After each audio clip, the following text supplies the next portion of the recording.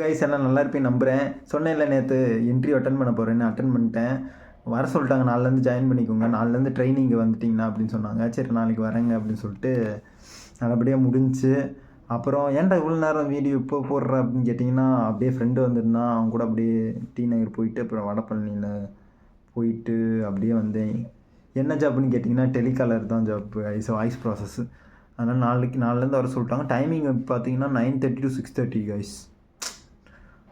சரி அதான் நாளைலேருந்து வர சொல்லிட்டு நாளைக்கு ட்ரைனிங் என்னமோ ஆரம்பிக்கிறாங்க. அது எப்படி என்ன ட்ரெயின்னா எப்படி பேசணும் சொல்லுவாங்க. அடுத்து கொஞ்ச நேரம் கழிச்சு மற்றவங்கள எப்படி பேசுகிறாங்கன்னு கவனிங்க அப்படின்னு சொல்லுவாங்க.